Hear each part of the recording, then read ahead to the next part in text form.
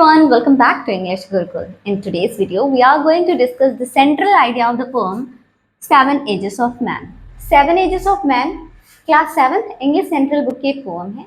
Last video में हमने इसका एक्सप्लेनेशन किया था, means line by line explanation किया था।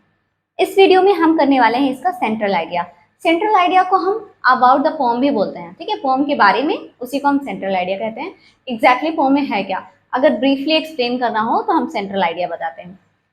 तो आज के वीडियो में हम वही सेंट्रल आइडिया कवर करने वाले हैं। पोम हम पढ़ चुके हैं, so without further ado let's begin the central idea. तो सेंट्रल आइडिया कुछ इस तरह शुरू होता है, in the poem seven ages of man, name of the poem. तो ऐसे ही आपको भी करना है, in the poem seven ages of man. Actually जो seven ages of man poem है, ये विलियम शेक्सपियर की एक प्ले है, एज यू लाइक इट, वहां से निकाला गया, ठीक है। तो उसका सेकेंड पार्ट है ये, बट एज अ पोम हम इसको रीड करते हैं। तो चलिए देखते हैं। In the poem seven ages of man, Shakespeare, William Shakespeare compares the world to a stage and human life to a drama where every person play different roles। मतलब जो विलियम शेक्सपियर हैं वो कंपेयर कर रहे हैं किसको, world को, दुनिया को, किससे, स्टेज से। वो कह रहे हैं पूरी दुनिया जो है वो एक स्टेज है। स्टेज वो जिसमें लोग परफॉर्मेंस करते हैं, जैसे हमारे स्कूल में 15 अगस्त या फिर 26 जैन को एक्ट प्ले होते हैं, डांसेस वगैरह होते हैं, तो हम स्टेज पे करते हैं ना उनको, वही स्टेज। तो वो पूरे दुनिया को ही एक स्टेज बोल रहे हैं। और ह्यूमन लाइफ, जो इंसान की लाइफ है, इंसान जो अपनी लाइफ रोज जीते हैं, उसको वो बोल रहे हैं कि वो ड्रामा है। मीन्स ड्रामा क्रिएट होता रहता है। आप ऐसे समझो, इंसान की जो लाइफ होती है उसी पे बेस्ड टीवी सीरियल्स बनते हैं, वो भी तो ड्रामा होते हैं ना। तो जब इंसान की लाइफ पे बेस्ड वो सीरियल बना दिए जाते हैं, तो वैसे ही कहा जा रहा है कि जो ह्यूमन की लाइफ है ना, वो एक तरीके का ड्रामा है, where every person play different role, जहां हर पर्सन जो है वो क्या करता है, अलग अलग रोल प्ले करता है। आप इसको अगर सीरियल से को रिलेट करो तो बहुत अच्छे से आपको समझ में आएगा। सीरियल होता है एक स्टेज जैसा ही तो होता है, जहां नए नए कैरेक्टर आते हैं, अपना रोल प्ले करते हैं। और कोई आता है, किसी का रोल 1 महीने का है, किसी का 2 महीने का, किसी का है पूरे सीरियल में चलेगा। मीन्स कोई आता है कुछ टाइम के अंदर चला जाता है, कोई होता है पूरी लाइफ लॉन्ग यही रहता है। तो ऐसे हर इंसान आता है और अपना कैरेक्टर निभाता है। देखिए, a man's life passes through 7 stages. एक इंसान जो है उसकी लाइफ पास होती है कितने स्टेजेस से, 7 स्टेजेस से। अगर कोई इंसान का जन्म हुआ और वो पूरी अपनी जिंदगी जीने के बाद उसकी डेथ हुई बुढ़ापे में, तो टोटल 7 स्टेजेस को कवर करता है। देखते हैं कौन कौन सी है। पहली स्टेज है इन्फेंट, एक छोटा सा बेबी, उसका जन्म हुआ, बस वो नर्स की आर्म में है, रो रहा है, वॉमिट कर रहा है, तो छोटा सा बेबी बिल्कुल इन्फेंट। दूसरी स्टेज आती है स्कूल बॉय की। पहले स्टेज में छोटा बच्चा रहता है जो कंप्लीटली दूसरे के ऊपर डिपेंड रहता है अपने हर काम के लिए। दूसरी स्टेज पे आ गए स्कूल बॉय। स्कूल बॉय जब एक बच्चा स्कूल जाते हुए दिखाया जाता है, छोटा रहता है, इन्फेंट रहता है, तब तो वो घर में रहता है, लेकिन जब थोड़ा बड़ा होता है तो पेरेंट्स सोचते हैं इसे स्कूल भेजा जाए, कुछ सीख के आए, तो उसे स्कूल भेजा जाता है, तो वो स्कूल बॉय बन जाता है। एट दैट टाइम वो रोता है, चिल्लाता है, कंप्लेन करता है, मीन्स उसका जाने का मन नहीं है, फिर भी उसे भेजा जाता है स्कूल, तो स्कूल बॉय का रोल प्ले करता है। देन एक लवर का रोल प्ले करता है। स्कूल जाता है तो वहाँ फ्रेंड्स बनते हैं, फ्रेंड्स बनते हैं तो वहाँ जाके लवर भी बनते हैं, तो लवर का रोल प्ले भी होता है। देन एक सोल्जर बनते हैं। Soldier not in the sense of soldier that stands on borders, वो सोल्जर नहीं जो बॉर्डर पे खड़ा होता है। सोल्जर वो पर्सन होता है, मीन्स एक एज होती है जब आप ये लव वगैरह के चक्कर से थोड़ा बाहर निकलते हो, तो आप क्या होता है ना, सोसाइटी में एक अपनी इमेज क्रिएट करना चाहते हो। उस इमेज को बनाए रखने के लिए आपको लड़ाई झगड़ा कुछ भी करना पड़े, चाहे जितनी डेंजरस या डिफिकल्ट सिचुएशन हो, आप उसमें एंटर कर जाते हो सिर्फ अपनी वो बबल रेपुटेशन बनाने के लिए। तो वो वाली हो गई सोल्जर की एज। लेकिन जब उससे आप बाहर निकलते हो, आपके अंदर मेच्योरिटी आ जाती है, एट दैट टाइम आप एक्ट करते हो एज अ जस्टिस। जस्टिस बन नहीं जाते हो, बहुत लोग बनते भी हैं, लेकिन हर इंसान तो नहीं बनता। वो जस्टिस के जैसा एक्ट करता है, मीन्स हमें नॉलेजेबल बातें बताता है, कई पुरानी कहावतें बताता है, उनके थ्रू हमें सिखाने की कोशिश करता है, मॉडर्न लाइफ के बहुत सारे एग्जाम्पल देता है, ताकि हम जो है सीख के समझ सकें। तो वो हमें ज्ञान वाली बातें बताता है। फिर उसके बाद वो ओल्ड मैन हो जाता है, मतलब पहले तो उसके अंदर मेच्योरिटी आ गई, मेच्योरिटी आने के बाद कुछ टाइम बाद वो फिर ओल्ड होने लगता है, बूढ़ा होने लगता है। उस समय क्या होता है, उसके जो क्लोथ्स वगैरह हैं वो बिल्कुल अनफिट आने लगते हैं, वो उनकी बातों पे लोग हंसते हैं, लोग उसका मजाक उड़ाने लगते हैं, तो वो एक ओल्ड एज आ जाती है। फिर पोएट कह रहे हैं जो एकदम लास्ट स्टेज आती है ना, जिसमें इंसान बेड पे पड़ जाता है, बेड रेस्ट करने लगता है, मीन्स वो कुछ खा नहीं पाता, पी नहीं पाता, बोल नहीं पाता है, देख नहीं पाता है ठीक से। तो जब ये वाली सिचुएशन आ जाती है ना, तो उसको पोएट कह रहे हैं सेकेंड चाइल्डहुड।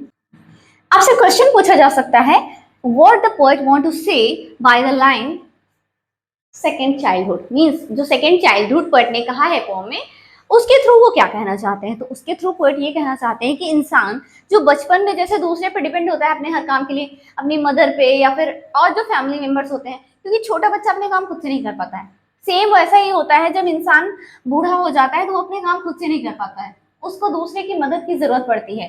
तो उसे हमने बोला है सेकेंड चाइल्डहुड, हमने नहीं, स्पीकर ने बोला है, पोएट ने बोला है कि वो जो है सेकेंड चाइल्डहुड है। ठीक है, आगे बढ़। Each stage has its own behaviour and responsibilities but all are temporary. हर जो स्टेज है ना, ये भी आपने 7 स्टेजेस पढ़े हैं, infant, school boy, lover, soldier, justice, old man and second childhood. ये जितने भी स्टेजेस हैं ना, इनकी अपनी खुद का बिहेवियर है, मतलब हर स्टेज में जाके ये अलग अलग बिहेवियर करते हैं और इनकी खुद की रिस्पॉन्सिबिलिटीज हैं। मीन्स हो सकता है वो पर्सन रिस्पॉन्सिबल हो, जैसे सोल्जर बन जाता है, जस्टिस बन जाता है, एट दैट टाइम उसके ऊपर रिस्पॉन्सिबिलिटीज भी आती हैं, बट उनका खुद का बिहेवियर भी होता है। तो यहाँ पे बताया गया है कि उनका खुद का बिहेवियर होता है और उनकी खुद की रिस्पॉन्सिबिलिटीज होती हैं, लेकिन ये सभी चीजें जो है ना वो क्या होती हैं, टेम्परेरी, मीन्स कुछ टाइम के लिए होते हैं, उसके बाद उसका एंड होना ही होना है। इन द एंड मतलब पोम के लास्ट में, man become weak and helpless again. जो स्टोरी की लास्ट है, मीन्स पोएम का जो लास्ट आता है, उसमें क्या होता है, जो इंसान है ना वो दोबारा से क्या बन जाता है, weak and helpless. Weak and helpless मतलब जैसे वो चाइल्डहुड में, बचपन में होता है ना, वीक और हेल्पलेस, दूसरे पे डिपेंड रहता है, सेम कहा जा रहा है कि वो जब उसकी सेकेंड चाइल्डहुड आई ना, मीन्स ओल्ड एज में, फिर से वो वीक हो गया और हेल्पलेस हो गया।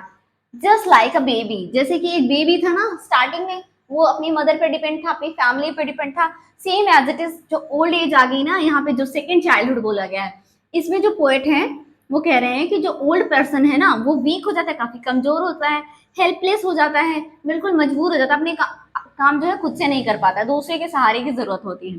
And finally leaves the stage. Stage मतलब वर्ड, स्टेज का मतलब देखो वर्ड होता है दुनिया, ये वाला स्टेज, ठीक है।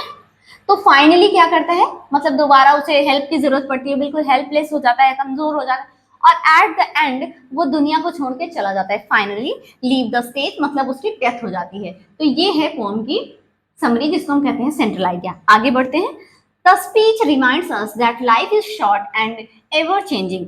ये जो पर्टिकुलर स्पीच है विलियम शेक्सपियर की, उसमें कहा जा रहा है कि जो स्पीच है ना, ये पर्टिकुलर स्पीच हमें रिमाइंड करती है, हमें याद दिलाती है कि जो लाइफ है ना वो शॉर्ट है और एवर चेंजिंग है, हर समय चेंज होती रहती है, कभी एक जैसी नहीं रहती, हर समय चेंज होती रहती है। We should understood our roles. हमें क्या जरूरत है, अपने रोल को समझने की जरूरत है। मीन्स जिस स्टेज में आप जी रहे हो, ये 7 स्टेजेस हैं, इनकी जिस भी स्टेज पे हो, आपको अपने रोल को समझने की जरूरत है। प्ले देम वेल, उनको बहुत अच्छे से निभाने की जरूरत है। Play them well means play खेलना नहीं, जो भी रिस्पॉन्सिबिलिटीज आपकी उस समय हैं उसको समझना है, उनको निभाना है। And accept that nothing last for ever, और इस बात को एक्सेप्ट करने की जरूरत है। मीन्स ये बात हमें स्वीकार करनी चाहिए कि कोई भी चीज जो है ना वो हमेशा नहीं रहती, हर चीज का कभी ना कभी एंड होता ही है। जो भी चीज अर्थ पे आई है वो एक नए दिन जाके उसको खत्म होना ही है। तो इस बात को हमें समझना चाहिए कि कोई भी चीज परमानेंट नहीं होती है, हर चीज जो है वो टेम्परेरी होती है, कभी ना कभी उसे खत्म होना ही है। तो इस तरीके से जो हमारा सेंट्रल आइडिया है वो होता है complete. Now I will give you a quick recap of the central idea, then we will finish the class. देखिए, इसका क्विक रिकैप आपको करा दूं। ये जो पोम है, पोम का नाम है 7 एजेस ऑफ मैन। किसने लिखी है, विलियम शेक्सपियर ने। इसको कंपेयर, इस पोम में कंपेयर किया गया है इसे वर्ड को स्टेज से। पूरी दुनिया जो है उसको एक स्टेज कहा जा रहा है, और ह्यूमन लाइफ जो है, इंसान की जो जिंदगी है, उसको ड्रामा कहा जा रहा है, कि एक तो एक ड्रामा है where every person play different role, जहाँ पे हर इंसान जो है वो अलग अलग रोल प्ले करता है। A man's life passes through 7 stages, एक इंसान की जो लाइफ है वो 7 अलग अलग स्टेजेस से पास होती है। वो कौन कौन से स्टेजेस होती हैं? तो इन्फेंट मतलब बिल्कुल नवजात बच्चा, छोटा बच्चा, फिर स्कूल बॉय थोड़ा सा बड़ा हुआ, स्कूल जाने लगा, फिर लवर, स्कूल में जाके वो किसी से लव करने लगा तो लवर बन गया, देन सोल्जर, सोल्जर वाली एज आती है जब लड़ाई झगड़ा ज्यादा करते हैं, फिर जस्टिस वाली एज आती है जब लोगों को अच्छी अच्छी बातें बताते हैं, ज्ञान वाली बात बताते हैं, फिर ओल्ड मैन आया, बूढ़ा व्यक्ति जो एकदम कमजोर हो गया है, बूढ़ा हो गया है, लोग उसका मजाक उड़ाते हैं, उसके ऊपर हंसते हैं। Then age I second childhood, जब इंसान दोबारा दूसरे के ऊपर कंप्लीटली डिपेंड हो जाता है। जैसे छोटा बच्चा होता है ना, वो दूसरे पे डिपेंड होता है, अपनी मदर फादर फैमिली पे डिपेंड होता है। सेम जो ओल्ड पर्सन है ना, जब वो एकदम सेवंथ स्टेज लास्ट स्टेज पे पहुंचता है, बेड पे एकदम पड़ जाता है, तो वो क्या करता है, वो सेकेंड चाइल्डहुड होता है उसका, और वो बिहेव ऐसे करता है जैसे छोटा बच्चा, मीन्स वो अपने हर काम के लिए दूसरे पे निर्भर होता है। Each stage has its own behavior and responsibilities. Her stage की अपना अपना खुद का बिहेवियर है और अपनी अपनी रिस्पॉन्सिबिलिटीज है, बट ऑल आर टेम्परेरी। लेकिन हर जो रिस्पॉन्सिबिलिटी है या फिर हर बिहेवियर जो है वो टेम्परेरी है, मीन्स थोड़ी देर के लिए, उसके बाद खत्म होना है। इन द एंड, पूरी पोम के लास्ट में जो मैन है वो क्या हो जाता है, बहुत वीक हो जाता है और हेल्पलेस हो जाता है, बहुत कमजोर हो जाता है और मजबूर हो जाता है दोबारा से, जस्ट लाइक अ बेबी। जैसे छोटा बच्चा था ना, वो हेल्पलेस था, वीक था, depend upon their family for their survival, तो अपनी फैमिली पे डिपेंड था अपने सर्वाइवल के लिए, तो ये सभी चीजें दोबारा से हो जाती हैं उस ओल्ड पर्सन के साथ, and finally leaves the stage, और अंत में वो दुनिया को छोड़ के चला जाता है, मीन्स उसकी हो जाती है डेथ। अब देखो, ये जो लाइन ऊपर कही गई है, ये हमें रिमाइंड करती हैं कि जो लाइफ है ना, वो बहुत छोटी है, life is short and ever changing, और हर समय वो चेंज होती रहती है। हमें अपने रोल को समझने की जरूरत है, मीन्स हम अर्थ पे आए हैं तो कोई ना कोई रोल लेके आए हैं, उसको समझने की जरूरत है, उसको अच्छे से कंप्लीट करने की जरूरत है, और ये बात समझने की भी जरूरत है कि कोई भी चीज हमेशा के लिए नहीं होती है। Alright guys, this is the end of the video. I hope कि आपको सेंट्रल आइडिया जो है बहुत अच्छे से समझ में आया होगा। ठीक है, वीडियो अच्छा लगा है तो वीडियो को लाइक जरूर करिएगा, चैनल पे पहली बार विजिट कर रहे हैं तो चैनल को सब्सक्राइब करिएगा, और इसे ज्यादा से ज्यादा शेयर करिएगा अपने फ्रेंड्स और फैमिली के साथ। मिलते हैं हमारे नेक्स्ट वीडियो में, टिल देन बाय बाय।